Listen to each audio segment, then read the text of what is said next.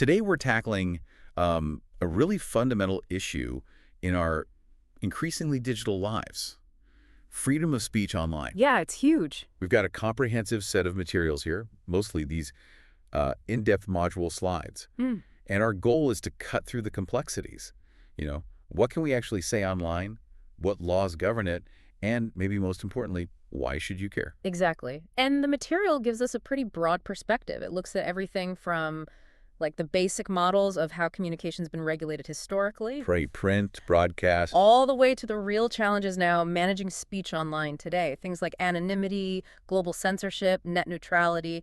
It's all in there. So it's about understanding the sort of rules of engagement for how we interact online. That's a good way to put it. Okay, so let's get into these foundational ideas then.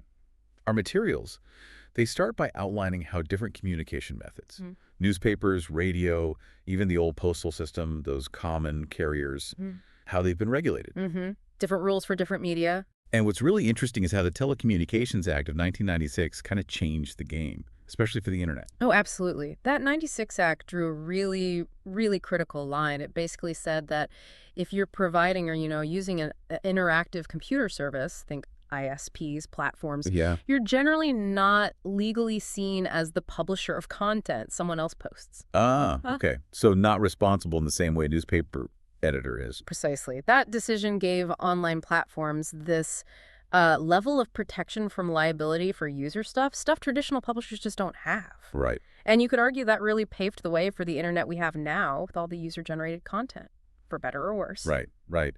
And then almost immediately after, we got the Communications Decency Act, the CDA, also in 96. Yeah. Sounds like the first big attempt to regulate online speech. But it didn't really stick, did it? No, not really. Most of the CDA was struck down by the courts pretty quickly. Was Well, they found its definitions, especially around what counted as indecent material, were just too vague, too broad. The law wasn't targeting specific harms narrowly enough. It ended up threatening a lot of perfectly legal, legitimate speech. So yeah, that early failure kind of set the stage. It showed how difficult directly censoring the internet was going to be. which brings us to the core issue. Yeah. Was free speech, really. Yeah. Our materials stress it's not just about, polite discussion. It's there to protect even the stuff that might offend people or stir controversy. That's absolutely right. The real power of free speech, especially under the First Amendment in the U.S., is that it protects even unpopular views, dissenting views. Okay. And that covers, well, everything from words spoken or written to art to how you share your opinions. But, and this is crucial, the main limit here is on government action. Right. Not private companies. Exactly. It doesn't stop individuals or private businesses like social media sites from setting their own rules about what they allow on their platforms. Okay. And speaking of the First Amendment, our materials give us the exact text. Shall we read it? Yeah, it's worth hearing. Congress shall make no law respecting an establishment of religion or prohibiting the free exercise thereof, or abridging the freedom of speech, or of the press, or the right of the people peaceably to assemble and to petition the government for a redress of grievances. It's short, isn't it? Deceptively short for something that causes so much argument. It really is the foundation, and the whole challenge is applying those words to today's incredibly complex world. So the materials break it down a bit more. What's generally protected versus what isn't. Anonymity, for instance. General protected, yes. Advertising, well, that can have some restrictions, but things like libel. That's published false statements hurting a reputation, right? Not just opinion. Exactly. Libel isn't protected. Neither is slander, which is the spoken version. And direct, specific, credible threats, definitely not protected. And inciting violence. Also illegal, not protected speech. Okay, so there are clear limits. And the materials list some key guidelines or principles.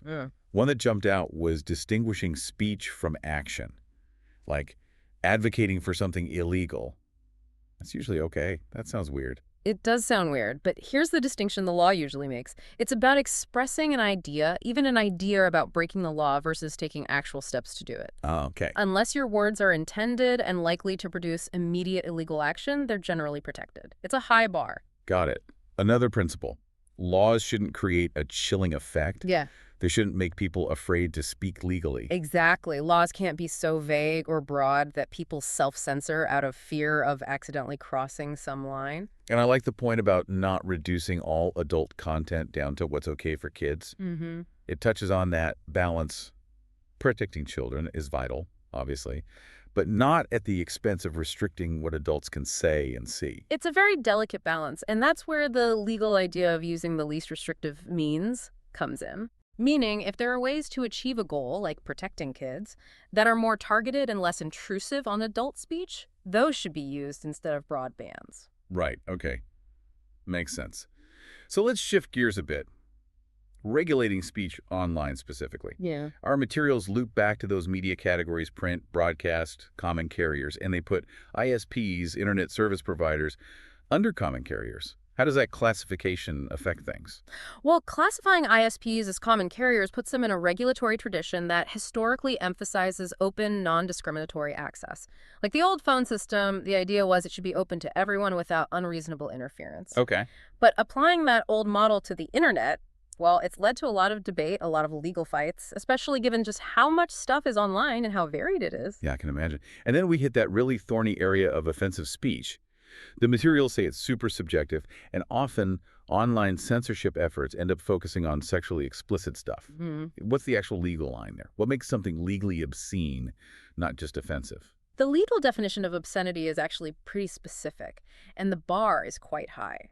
It's not just about nudity or sex. Okay. It has to depict sexual acts defined as illegal by state law.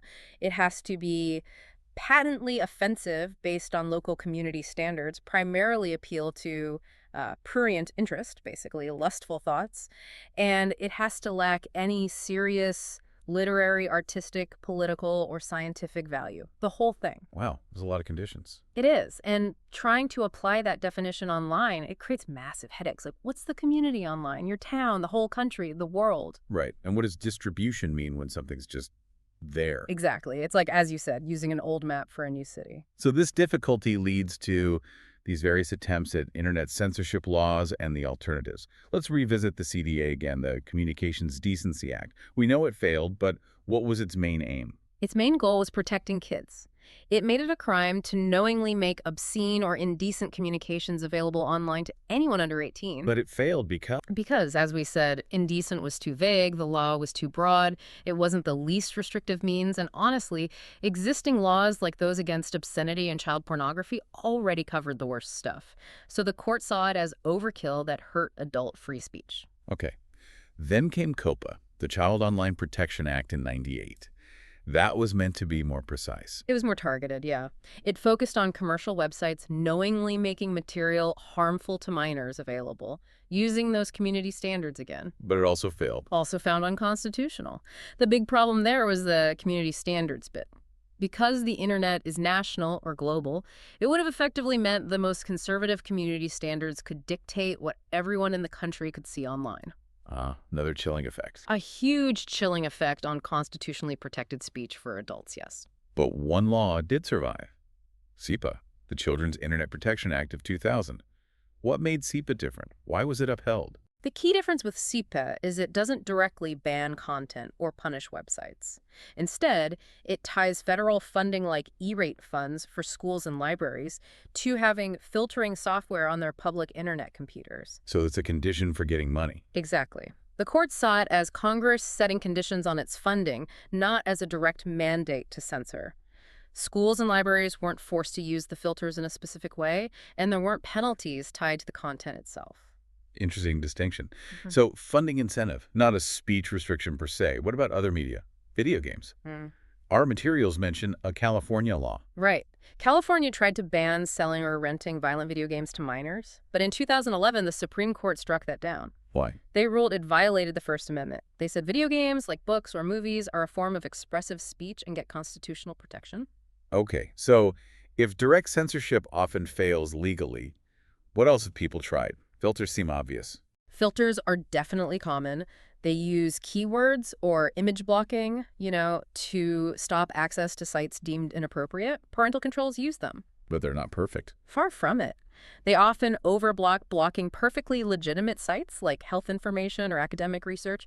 And they underblock, too. They miss stuff. Yeah. And then there's the big question, who decides what gets blocked? What criteria are used? It's not straightforward. No, definitely not. What about policies set by the platforms themselves, social media, etc.? That's a huge part of the picture now. Commercial services, online communities, social networks, they all have their own terms of service community guidelines. Right, the stuff nobody reads. Well, yeah, but those rules dictate what you can and can't post in those private spaces. They aren't bound by the First Amendment like the government is, but they shape a massive amount of online interaction. And industry self-regulation, like the video game ratings. That's another approach. The ESRB ratings for video games are an example of an industry trying to provide information to consumers, especially parents, about content, sort of as an alternative to government regulation. Okay. Let's turn to some really tough topics. Child pornography. Right. Clearly illegal. Our materials stress it's illegal primarily because of the horrific abuse involved in making it, Right. not just the content's impact. That is a critical distinction. The absolute illegality stems from the need to protect children from sexual abuse and exploitation during its creation. Congress tried to extend this to virtual child porn, computer-generated stuff. They did. The Supreme Court initially said that was too broad, potentially banning images that didn't involve real children. But later laws, like parts of the PROTECT Act, that more narrowly targeted specific types of computer-generated or cartoon images that could fuel the market for real abuse, were upheld. It's complex. And then there's sexting, very contemporary issue. Yeah. If the person involved is under 18, our materials say it can actually be classified as child pornography. Yes, and that's something many young people and even parents might not fully grasp. Sending a sexually explicit image of a minor, even if it's consensual between teens, can potentially fall under child pornography laws, leading to incredibly serious legal consequences. Wow. A reminder that digital actions have real, serious weight. Okay, shifting slightly. Spam. Unsolicited bulk email. Annoying, but is it a free speech issue? Well, spam is send messages, which is a form of speech. But the key thing our materials note is that free speech doesn't mean you have the right to force someone to listen or to bear the cost of your speech. Right. Spam costs recipients time and resources. Exactly. So using spam filters isn't seen as violating the sender's free speech rights. You're not obligated to receive unwanted messages. Laws like CAN-SPAM try to regulate commercial spam, but they've been criticized for not being tough enough. The Pokemon Go example is fascinating. Trying to stop Pokemon appearing near sex offenders' homes. Yeah, that proposal raised First Amendment questions. If the government mandated it, it could be seen as restricting the game company's expressive choices, even if the goal is child safety. But if the company did it voluntarily? That's different. A private company making a policy choice is generally permissible. It highlights that government mandate versus private action distinction again. Student-free speech. Always tricky. Our materials have scenarios, explicit emails, offensive social media names, false accusations against teachers. How do schools handle this? Is it different for college students? High schools generally have more authority to regulate student speech, especially if it's disruptive, lewd, or infringes on others' rights within the school context. Punishment is usually administrative, though serious things could involve law enforcement. But not college. College students typically have much broader First Amendment rights, closer to those of adults in general society. Universities have less power to punish off-campus speech, for example, unless it directly threatens the campus community. What about retweeting? If you retweet an illegal threat, are you responsible? That's an evolving area of law. Our materials suggest courts would look at factors like your intent. Did you seem to endorse the threat, amplify it with malice, or just share something newsworthy, perhaps critically? It's not automatic liability. Context matters. Usually. The example of the violence video removed for policy violation but appealed at documenting abuse. That shows the tightrope platforms walk, right? Absolutely. It's a constant battle, balancing their own rules against graphic content with the potential public interest value of that same content, like evidence of abuse or a news event. There are no easy calls there. Which leads into the ISIS content issue. What should governments, ISPs, social media companies do about terrorist content online? The materials basically lay out the dilemma. National security concerns clash with free speech principles and worries about censorship. How much should private companies police content for governments? Where do you draw the line? There's no consensus. The WikiLeaks versus Gawker Hulk Hogan comparison is interesting. Why was it so hard to get stuff off WikiLeaks, but Hogan successfully sued Gawker over that sex tape? There are key legal differences. WikiLeaks often claims a journalistic or public interest purpose for publishing leaked documents, even classified ones. It's framed as whistleblowing or transparency. Right. The Gawker case involved publishing a private stolen sex tape with basically zero news value, which the court saw as a clear invasion of privacy and intentional infliction of emotional distress. Different context, different legal outcome. In the Backpage case, they invoked the CDA, Section 230, saying they were just a platform for ads, but the court found they edited content. Yeah, that's crucial. CDA 230 protects platforms from liability for third-party content. But if the platform becomes actively involved in creating or editing the content, especially in a way that facilitates illegal activity, like potentially removing evidence of sex trafficking from ads, Then the protection might not apply. Exactly. The argument is they stopped being a neutral platform and became more like a co-creator or editor of the illegal content, potentially losing that immunity. Okay, let's broaden out to distributing sensitive information generally. Tim O'Reilly's quote, "Free speech is enhanced by civility." Interesting take. It suggests maybe how we speak matters, that responsibility can actually strengthen free expression, perhaps by making dialogue more possible. Our materials mention how big companies grapple with policies around sensitive info. And leaks. Big topic. The Yeah. materials talk about different kinds of military secrets like WikiLeaks published versus private data like ClimateGate emails. Different values, different risks. Right. The value of informing the public needs to be weighed against harm to national security, individual privacy, ongoing investigations. It's complex. What's the website operator's responsibility when they get leaked material? Another tough question. And it's not just big secrets. Employee data leaks are huge now, apparently. Personal info, even from dating sites. Yeah, the materials highlight that. It shows the risk isn't just geopolitical, it's deeply personal too. Data breaches are a massive privacy issue, sometimes overlapping with speech issues, sometimes just straight up security failures. Okay, let's dive into anonymity online. It has a history, right? Common Sense, the Federalist Papers. Anonymous political speech is kind of foundational. It absolutely is. Anonymity has been vital for protecting political dissent, letting people speak truth to power without fear of retaliation. It protects whistleblowers, allows people to discuss sensitive personal issues, lots of positive uses. But there's the dark side. Always. The materials list the negatives. Anonymity facilitates crime fraud, harassment, hate speech, child exploitation, copyright theft. Even governments might use it for illegal surveillance. So the core tension again, shield for good, cloak for bad. Precisely. Which leads to hard questions. Should ISPs have to tell you if they get a subpoena for your identity? Who should be responsible for finding anonymous criminals law enforcement digging, or should we require ID online? Yeah, how do you balance the harm from anonymous criminals against the privacy and free speech rights of everyone else? That's the million-dollar question online, isn't it? And there's no single answer. Different contexts might call for different approaches. Is anonymity okay on some sites but not others? Should it ever be legally banned? How does it connect to privacy?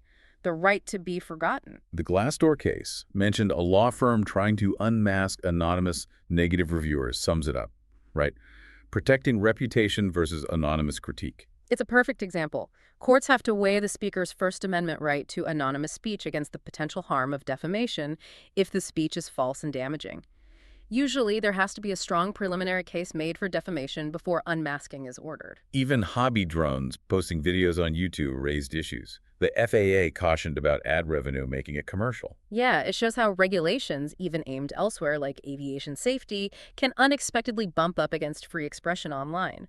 Posting video of legal activity seems like speech, but the commercial link complicated it. Online sales restrictions, too. Contacts, caskets, cars. Are these legit consumer protection or just protecting old industries? It's often a mix, or at least argued both ways. Prescription drugs, clear safety angle, caskets or cars. Often seems more about protecting existing dealers from online competition. The cost estimate mentioned suggests consumers might be paying more because of these limits. And the idea of big platforms banning ads for, say, e-cigs, abortion clinics, maybe even ice cream, raises concerns about their power, doesn't it? It really does. These platforms become gatekeepers, not just for speech, but for commerce and information, their ad policies, their search algorithms. They have immense power to shape what we see and buy. While they're private companies, their scale makes their decisions feel almost like censorship to some. The suggestion about using a .xx domain for adult content, arguments for and against. For might help filtering, provide clear warning. Against, kind of like digital redlining, easily bypassed, maybe not effective, could stigmatize legal content. And the German murderer versus Wikipedia case, privacy versus free speech, globally. A fascinating clash. Europe's right to be forgotten for rehabilitated criminals runs right into the principle of open access to factual, historical information that Wikipedia champions. Different cultures, different legal priorities. Okay, let's tackle the global internet directly. Censorship, political freedom. Google's old "don't be evil." Alphabet's "do the right thing." Yeah. But it gets messy in reality, right? Operating in places like China. Extremely messy. Companies face this dilemma. Comply with local censorship laws to operate there or pull out. Google has argued that providing some filtered access is better than none. Others see it as complicity. The internet as a tool for freedom and oppression. Exactly. It connects people, spreads ideas. Right. But governments can also use it for surveillance, control, propaganda. Governments have always tried to control information. The internet just makes it harder, and the tools for control are different. So regimes that fear open society see the internet as a threat. Definitely. That's why they try to control the infrastructure, block sites, filter content, sometimes just shut it down entirely. But people find ways around it, using networks in other countries. Often, yes. Proxies, VPNs, ways to circumvent blocks. But the materials also raise the opposite concern. Could one restrictive country try to impose its censorship standards globally? A race to the bottom. Potentially. The Taliban edict banning the internet is an extreme example of that fear of information. So, the big question. Will the net ultimately increase freedom or give governments more control through surveillance? Still an open question. We see both happening. And companies complying with foreign laws, Yahoo in France, Skype in China, it's complex. Yeah. Are they enabling access, partnering in censorship, or just respecting local law? People have really strong differing views on that. Is it pragmatic business, ethical compromise, or unacceptable complicity? Depends on your perspective. And censorship elsewhere affects us here, and vice versa. Plus, companies in democracies selling spy tools to dictatorships. Yes, the global nature means censorship abroad can limit info globally. And selling surveillance tech to repressive regimes is a huge ethical issue, enabling human rights abuses. What about shutting down communications in free countries? For public safety, say during riots. That raises serious First Amendment alarms in the U.S. Our materials suggest a government order to shut down private services would likely be unconstitutional, barring some truly extreme, specific, legally authorized scenario. The dangerous info example, kids making a bomb from online instructions. That highlights real harm. It does. It brings up responsibility, the kids, obviously, but also the platforms hosting the info. It's about misuse of information that might have legitimate uses, too, like chemistry education. It's tough. And the scenario of police asking a messaging app to shut down during a riot without a court order. Huge ethical dilemma for the company, weighing potential immediate harm against their role as a communication platform and the lack of legal authority for the request. Very tricky spot. Okay, last big topic, net neutrality. The debate over how broadband companies treat internet traffic. Right. Should they be able to block, slow down, or charge extra for certain content or services? Or should all data be treated equally? That's the core fight. Supporters want equal treatment. Opponents want a market-based approach. Generally, yes. Supporters say equality prevents ISPs from picking winners and losers online. Opponents say flexibility lets ISPs manage their networks efficiently and innovate, ultimately benefiting consumers. The FCC's 2015 decision leaned towards neutrality, right? Banning blocking, throttling, paid prioritization, classified broadband under Title II. Yes, treating it more like a traditional utility. The chairman then compared it to the First Amendment, ensuring openness. But that faced huge pushback. Opponents argued ISPs should have editorial freedom like cable companies, or that they already filter illegal stuff anyway. Those were some arguments, and examples like Sprint throttling unlimited data or Digicel wanting to block ads unless paid showed the kinds of practices neutrality rules aim to stop. The debate boils down to, should ISPs control the pipes and the content flow, or just provide neutral access? Well, this has definitely been a deep dive. We've gone from basic principles to global censorship, anonymity, platform power, net neutrality. It's a massive, shifting landscape. It really is. And none of these issues are settled. Technology keeps changing, society keeps changing, so the debates about online speech and how to govern it, they're just going to keep going. Absolutely. So maybe a final thought for you, the listener, to chew on. Given that the internet ignores borders, but laws and ethics don't, how do we as individuals and societies best navigate this? How do we protect free speech which feels fundamental, while also dealing with the very real harms that can happen online. Yeah, finding that balance on a global scale, that's the challenge for our digital future. It certainly is.